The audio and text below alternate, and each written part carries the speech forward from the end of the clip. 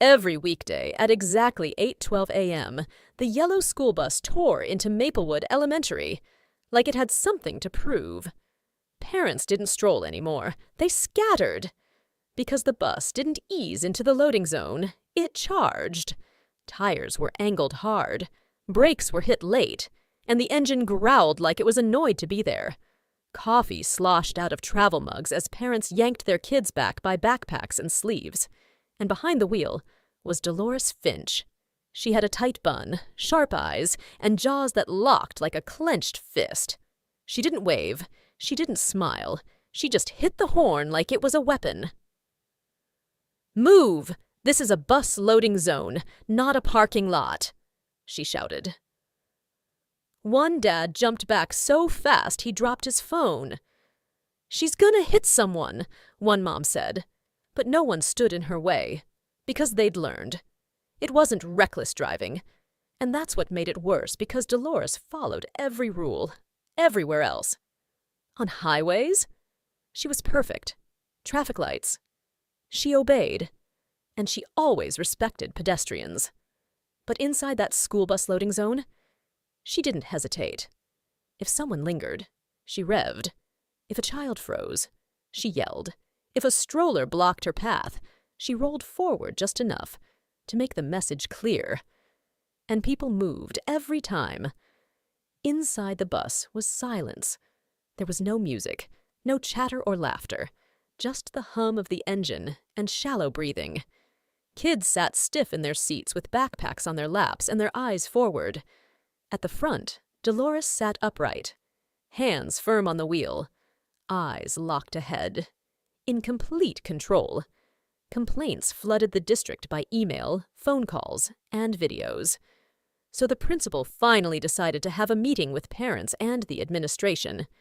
During the meeting, one video clip showed Dolores missing a mother's leg by inches because she was in the way.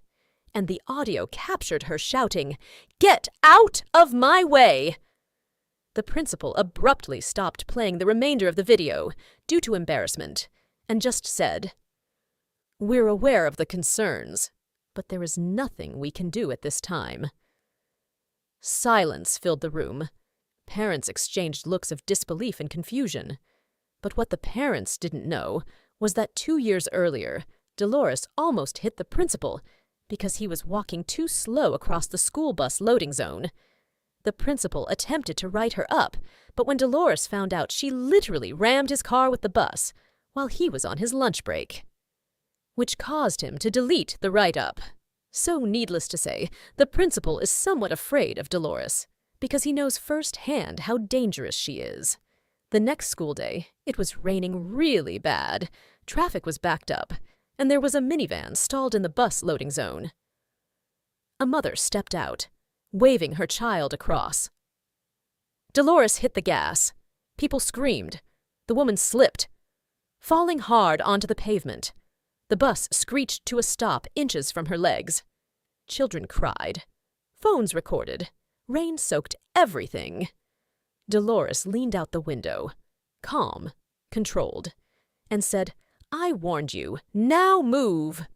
That afternoon, the district held an emergency meeting, and the leader of the meeting said, "She's a liability. She's a lawsuit." Then someone else said it, quietly. "What if she doesn't take being fired well?"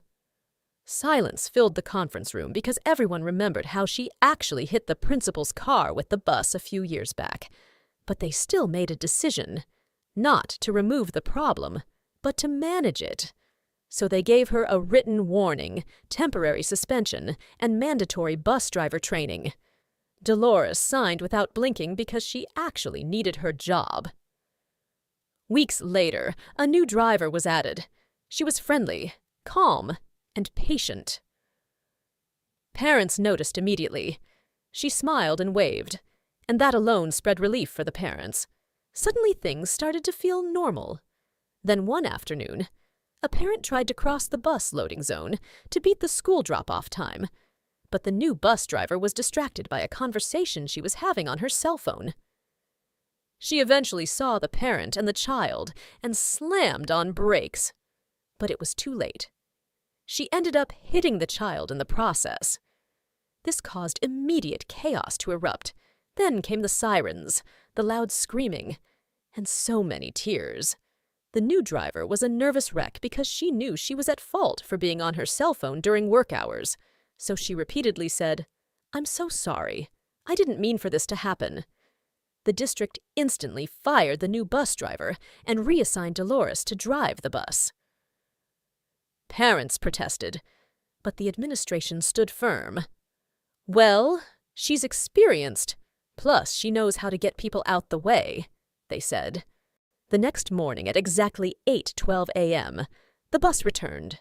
Same turn, same speed, same presence. But something had changed. No one lingered. No one hesitated. Parents dropped their children off early. Feet moved fast. The bus loading zone cleared. Instantly. No shouting, no confusion, no mistakes. Just movement. Dolores leaned back slightly in her seat. No horn this time, just a quiet, satisfied exhale.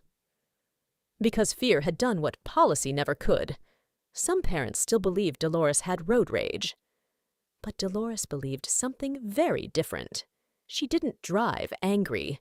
She drove with purpose.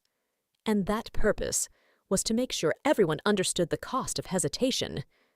Because in her mind, the danger was never the bus. It was the moment people thought she would stop.